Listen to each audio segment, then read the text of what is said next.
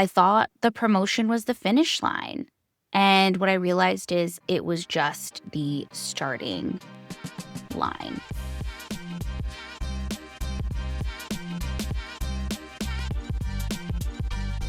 Hello, and welcome back to the EmpowerHER podcast. I was promoted 4 times in 6.5 years in corporate.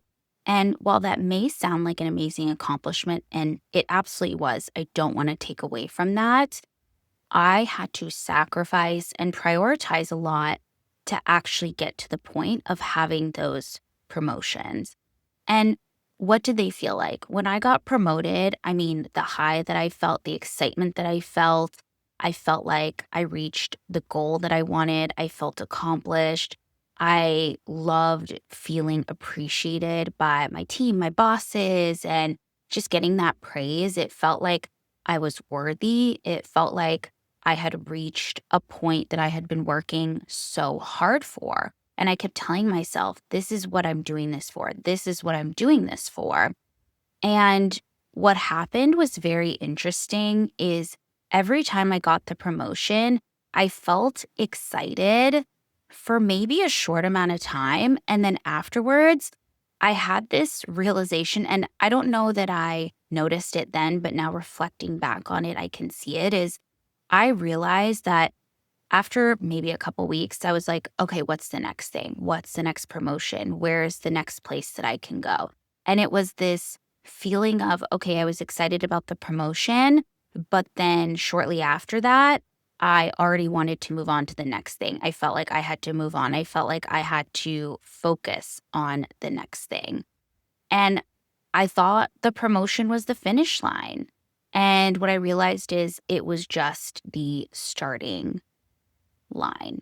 And that was a really hard pill to swallow, right? Because I had thought that that was the end and that was all we had to get to. And there's actually a name for this. So there's an official name for this feeling. It's called the Arrival Fallacy. So this was coined by Tal Ben-Shahar. He's a Harvard-trained behavioral scientist. He wrote a book called Happier. Basically, his story was that he was an elite squash player. He believed winning would bring lasting happiness. He won.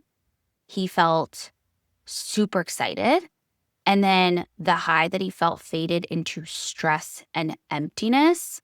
And this just proves that this isn't a personal failing. It happens to elite performers, people on top. That's why there's a lot of people who are super successful. They keep moving the goalposts. They keep having new goals because they need something to constantly be working on. They need something to strive for next. They oftentimes, high achieving individuals aren't satisfied when they hit whatever their goal is. The thing is what we're doing is we move the goalpost the second we hit it, okay? So you get the promotion and you're happy for a week and you're like, oh my God, this is so exciting, amazing. And then it's, okay, what's the next goalpost? What's the next thing I need to achieve? I felt that way too in my promotions, not just with the type of work I was doing, but also the money, right? Because I got the money that I wanted, right? I got the percent increase. And then I was like, okay, this is great. First paycheck, amazing. And then I'm like, I need more. I want more. I want to do more things.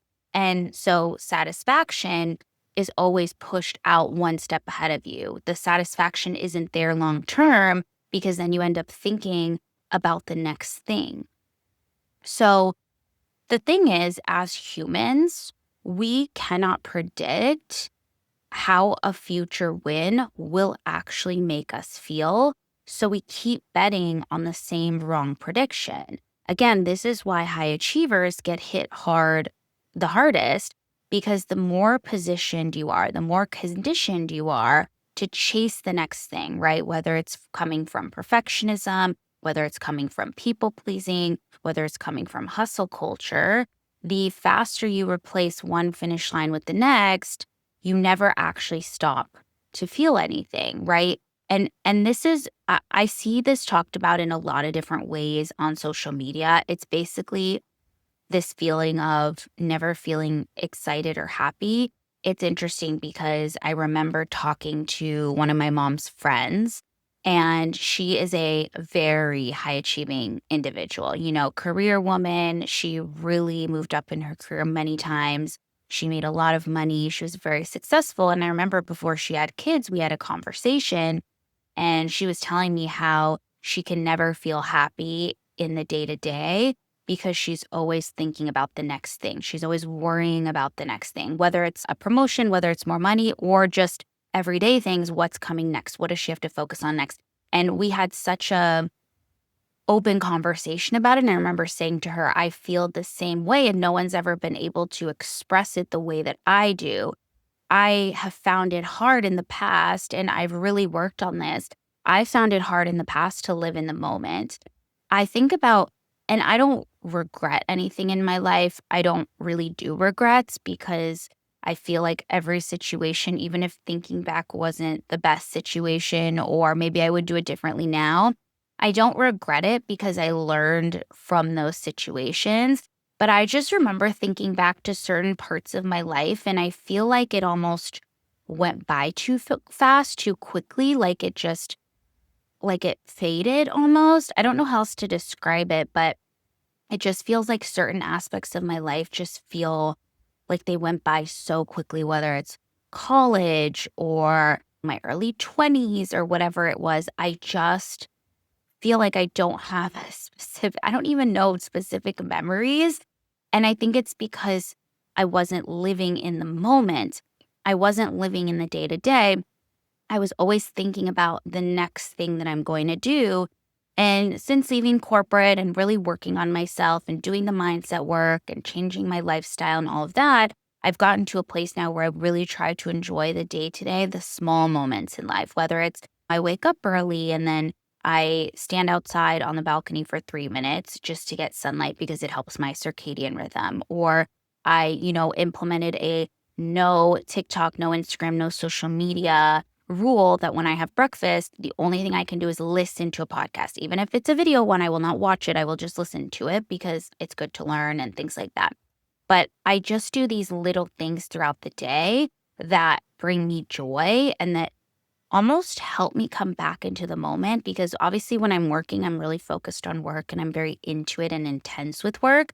And so I find that I sometimes get lost in it because I'm just doing. So I try to find different spaces of my life where I can appreciate where I am, because I remember this was when I first started my business. This was 2024 is when I left corporate. And the first couple months were fine. But after that, I remember struggling so much because financially I wasn't in a great place. I didn't have a lot of clients yet. And I remember thinking, I just wish I could be in a place where I'm so busy. Just teleport me to the time when I'm going to be so busy. I literally, and I'm not religious, so I use this word, metaphorically, but I prayed for the life that I have now, the amount of clients I have now, the money that I'm making now. I prayed for that back then.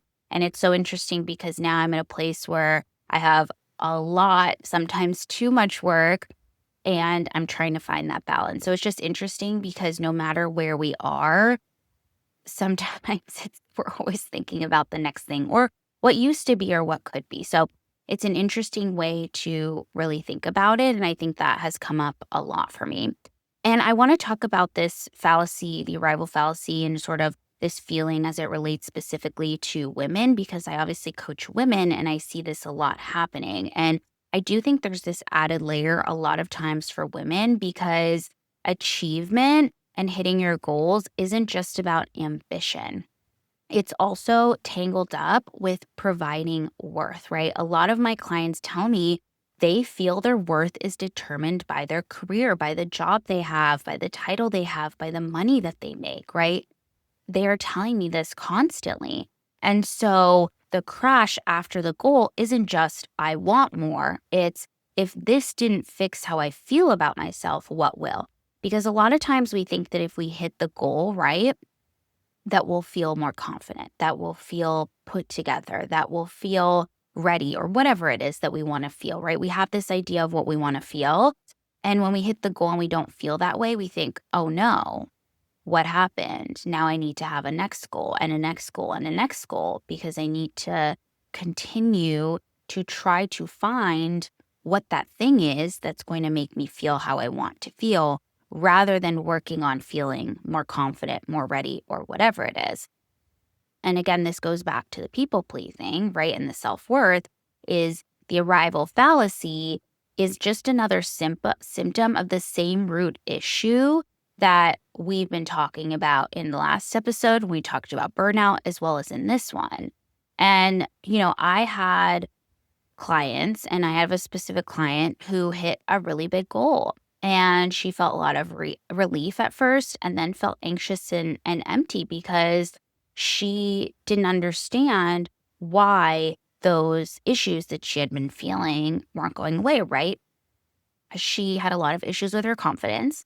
And she thought that if she got the goal, right, she got the job she wanted, she would suddenly feel more confident. But confidence doesn't come from getting the job. Confidence comes from working on yourself internally to feel more confident and knowing you deserve that job, right? Because she got that job because she deserved it. She 100% deserved it. She was qualified, more than qualified. She had the skills. She killed her interviews. It was amazing. But she internally didn't feel confident. And so she had this internal panic when starting the job of, oh, what are they going to think of me? They're going to realize I'm a failure, right? The confidence didn't come from getting the job. The confidence would have had to come from within so that she can work on herself. And I see this time and time again with my clients. Literally every day I see this is they think getting the job, because I mostly work with clients who want a new job, they think getting the job is going to solve their problems. Whether it's a bad workplace, whether it's confidence, whether it's money issues, right? And maybe this is controversial to say, and I had to learn this lesson the hard way, making more money isn't going to make you better at managing money, okay? Now, again, I do not want to discredit the fact that more money is super helpful for people to pay bills, to pay off debt, all of that. So that's not what I'm saying. But if you can't manage your money now, you won't be able to manage having more, right? And this happened to me. I thought that having more money was going to solve all my money problems, or was going to solve my scarcity mindset, because I did have a scarcity mindset. I, had that feeling, and I grew up feeling like I had to only buy things on sale and I shouldn't spend money on myself. And I was a big, big, big saver. And I always worked really hard. So I was able to save, but then I wasn't able to manage my money well because of it. So I had to realize, and I know that the universe did this to me for one of the reasons, was when I started my business and I wasn't making a lot of money, I really had to learn to manage my money and budget. And I had to learn to have an abundance mindset with minimal money. Like when I say I could pay my bills and that was it, I mean, even if I wanted to buy one thing for myself, I had to budget it out months in advance to be able to do that. And again, I'm saying this from a place of privilege, so I just want to put that out there. But I did have that struggle, and I had to have my husband pay more of the bills, which was totally uncomfortable for me because I'd always been super independent. And, he was there. And again, I'm super privileged. I had that support. If anything were to happen, I have my family's support, right? So I just want to put that out there. But I did have to learn to manage my money. And then when I started making more money, I didn't start spending all that extra money. I finally was able to pay off my debt. I finally was able to put a bunch of money in savings, and I didn't feel uncomfortable with the amount of money that was there. So I didn't have to continuously move the goalpost. And now, yes, do I want to make more money? Of course I want to make more money. But I'm also not in this phase of, oh my gosh, I need to make more money because my worth, or because I have debt, or because whatever, right? It's just because I want to, not because I feel that I have to or that I need to. And again, it was really, really hard for me in that moment. But I remember, because I had been doing the mindset work when I was in it, I was like, okay, I'm in this right now. There's a reason that I'm in this situation. I'm learning. I'm going to try to make the best of the situation, right? And I had low points. I remember there were days when I didn't have a lot of work. I didn't have a lot of clients. I was really trying to push on social media. I was growing my followers, all the things. And I just felt like I was sort of worthless. Maybe worthless is a strong word, but I just felt like I wasn't doing much, and I felt really bad. And so what would I do? I'd go to the gym, I'd watch TV, I'd do these things, and I just felt like I was wasting my time.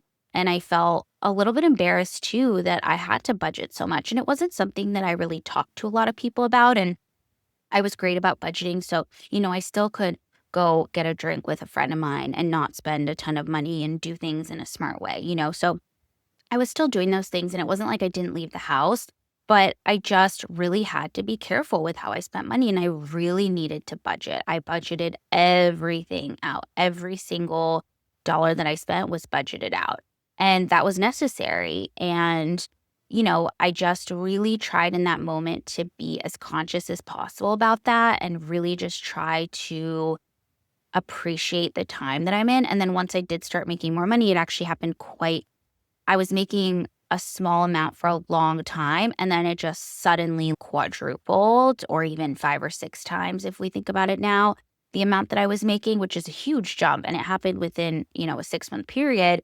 And so it was a big change, but because I had done the mindset work, because I had thought that I wasn't trying to move the goalpost, it came as less of a shock to my system, and I could actually appreciate where I was. And so it's not about solving everything, always hitting the goal, always doing those things. It's really about understanding where you are now, appreciating it. It's okay to have goals, but not making the goal the center of your life and the only thing that you actually want. So, what I want to do is give you a very specific toolkit and practical tips on how you can actually change the way you think about this. And this is what I tell clients to do. Maybe not all of these things at the same time. We obviously talk about it from a perspective of what they need, but I want to talk about tools that you can do so that you can stop focusing or hyper focusing just on the goal and actually enjoy the process. So I have several tips, so let's go through each of these. So first one is language shifting.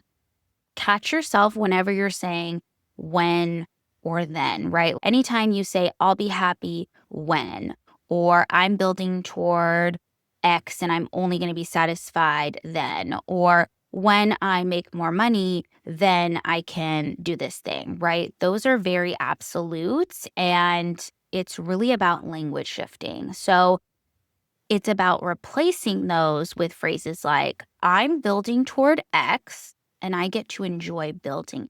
Because at the end of the day, if you hit your goal, you're starting over. Most people think the goal is the end, but actually the goal is the beginning. The goal, when you've hit it, you're starting over because you're working up towards the goal. So once you hit the goal, you hit the goal, and then you're starting over. So it's about enjoying the process as you go. The next tip is to set a process metric next to every outcome goal. So not just having a goal of, let's say, get the promotion, but have mini goals within the big goal. So if your main goal is to get a promotion or to get a job or whatever it is, have weekly, monthly goals that can help you stay focused on the now. So for example, you can ask yourself, what does a good week of working toward it look like? So I work with a lot of clients who are finding jobs. So their end goal is to find a job, but they're in the program. They work with me for 5, 6, even more months than that, right? So it's a long process. So if you don't enjoy those months, then you're going to be disappointed once you get the job. So we talk a lot about enjoying the process, or if not even enjoying the process, but at least neutralizing the process so that it doesn't feel so heavy for us, right? So for example, we talk a lot about, okay, what's a good KPI, or what would feel good to you this week, or what would be a good goal this week, so that we have mini goals set up, right? Maybe it's you apply to 5 jobs. Maybe it's you talk to 2 people in an informal conversation. Maybe you update your LinkedIn, right? What are those things that are moving you towards the end goal, but that you can feel awesome and great about in the process? And something we also talk about too is enjoying those conversations, enjoying those interviews as much as possible, but enjoying reaching out to people. Can we reframe it? I hear a lot of times the job search process is hard and it's challenging and it's degrading and whatever it is. How can we flip it around and say, I'm so excited to reach out to people. I'm so excited to have the opportunity to have these conversations. How can we reframe it so that it's more about that rather than it being about, oh, this sucks and I just have to do this to get a job, right? It's really about reframing that. Number 3 is planning the post-goal crash before it happens. So ask yourself, when I hit this goal, what's the next thing that I'll want, right? And even just thinking about it and naming it in advance can sometimes take the power away so that you don't get blindsided by the urge to immediately chase more, right?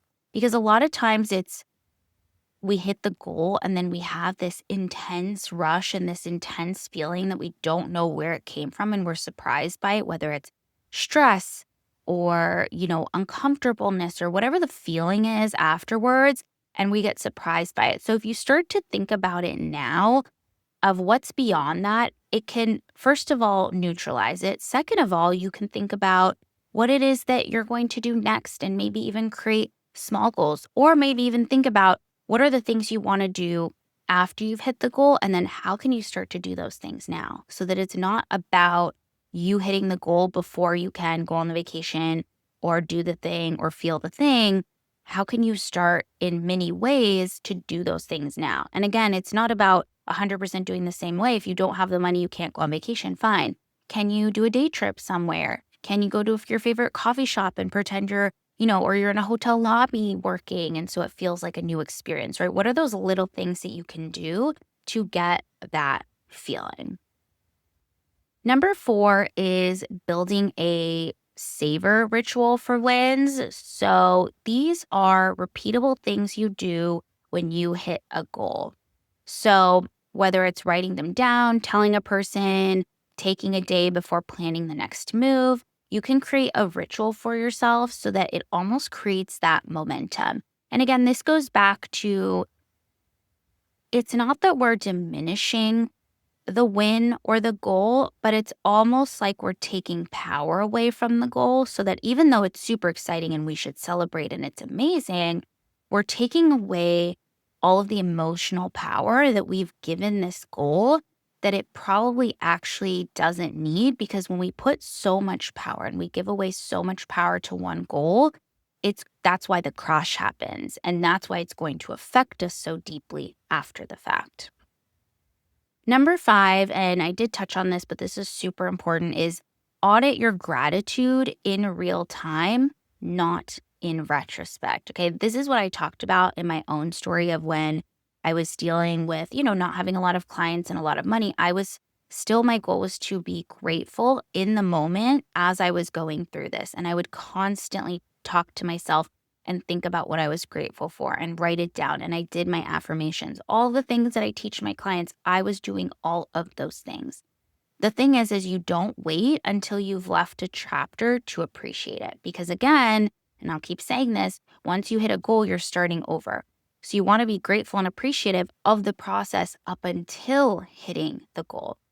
So what you can do is either weekly or daily, whatever works for you, name at least 1 to 3 things right now that's good, that you're excited about, that brings you joy, that you're grateful for. That's amazing about this time, right? Just think about what are those things. And you want to do this often, because the thing is the more you do this, your brain is going to start to then continue to see the positive. Your brain is going to continue to see the things that it should be grateful for. That's really how it works. And it's a really great way, to do that. So I would highly, highly recommend that you do some sort of gratitude journaling, even if it's in your head or you write it down on paper. I would 100% recommend that. Number 6 is decoupling your identity from the next milestone. Okay, this is a big one. Ask yourself, who am I if this goal takes 2 more years, 5 more years, 10 more years? If the answer to that feels unbearable, uncomfortable, unfathomable, that's a sign that you've attached your worth to the outcome instead of the work you're doing. Let's just think about this right now, okay? Let's say I'm working towards a promotion, okay? We know that in most corporate companies, before you get a promotion, you're pretty much doing that job already, right? Usually 3 to 6 months out, you're already doing the job. And then once they feel good about you doing it, that's when you get promoted, right? So if my worth is attached to the promotion, but let's say I end up not getting it because whatever, there's no funds for it, they change their minds, but I've already been doing that work, what's the difference? Yes, they don't appreciate it. Yes, they're not giving me the title change and maybe the bump, but in terms of my worthiness, I'm still been doing that job up until this point. I'm still capable of doing it. Them not giving me the title has nothing to do with me not being worthy enough. It's an internal issue that they're dealing with, right? So it's about reframing it as my identity isn't tied to getting the promotion or hitting the goal. My identity is tied to me as a person, who I am, and what I'm working towards, right? And it's not about attaching ourselves to work. It's not even about the tasks itself. Your identity is much more about your perseverance, your confidence, your ability to keep going. That's what your identity is, not that you can edit Excel tables well or that you got promoted to director. That has nothing to do with your worth. That has nothing to do with your worth. And I know that's hard to hear, especially for those of us who are super high achieving like myself. My worth was 100% attached to my job. If you asked me 5 years ago who I was without my job, I would not have been able to tell you. I would not have been able to tell you because I literally worked, and then obviously I spent time with friends, family, and I, cooked, cleaned, went to the gym. That was what I was doing. Who I am, what I do, since doing coaching full time, since leaving corporate and having to really think about it honestly on my social media and how I promote myself, I've had to realize who I am. And who I am, yes, it aligns with my work, but it's also who I am in my personal life as well. I'm always that person, the one that hypes others up, the one that empowers women, the one that supports women. That's me in every facet of my life, not just my work. And that's my identity, right? Not me being a good career coach and helping 500 women get jobs. That's not my identity. That's what I do, and I love what I do, but that's not my identity. And then number 7 is redefining what quote unquote arriving actually means. So again, instead of having one big finish line, build a life with small recurring moments of arrival. Okay, and this is what we talked about with setting small goals, is what are those small goals within the bigger goal, right? So a lot of times when I'm working with my clients, yes, they want to get a job in 5 or 6 months, but we have small goals. Can we understand what your career is going to be next? Can we identify your mindset blocks and implement tools? Can you start sleeping better? Can you reduce the amount of work that you're doing? Can you update your resume, right? What are those small goals within the bigger goal, right? This could be having a good Tuesday, having a good conversation with someone, having a good week, because otherwise satisfaction is hostage to one distant outcome. And then you feel like you're not excited until you get there. But then once you get there, you're not excited because then you have to hit your next goal, right? So it's just a vicious cycle. So something that you can ask yourself is, and just to think about this, if this resonated with you, so a thoughtful question or two is, then the first one is, what's the goal you're currently telling yourself will finally make you happy? I recommend journaling on these. And then the second reflective prompt is, what would it look like to enjoy getting there instead of just getting there? Yes, let that one sink in, okay? Journal on these, write them out, really think about it, and try to implement what could feel great for you through the process, okay? So again, the goal is not the destination. It's the receipt for the work you already did. And that's what I said earlier, right? Is the goal is not the destination.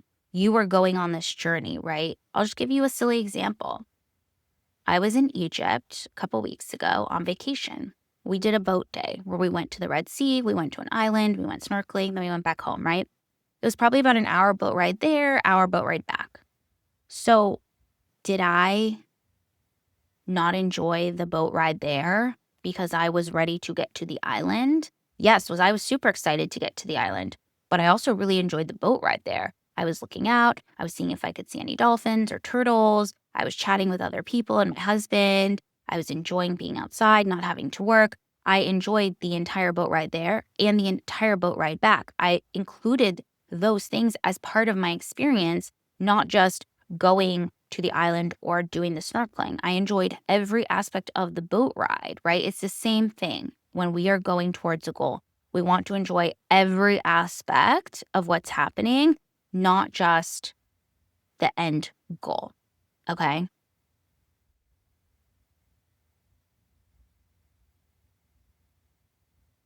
At the end of the day, it is going to be so important, especially for women, high achieving women, for our self worth, for our confidence, for our happiness.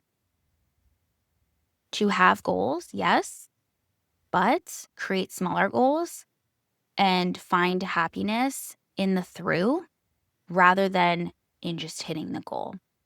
So I gave some really good tips today, some journal prompts that you can think about and really do an analysis, because I think this is a big epidemic in our country, in the US, of this working hard, doing the most vibe that we have.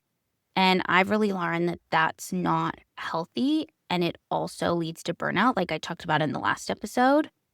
And it really is about living life. At the end of the day, we have this life that we're in. We want to enjoy it. We don't want to be 80 years old and wish that we had enjoyed the process more. And again, it's not always easy. So I'm not saying that it is. We go through difficulties, hardships, absolutely.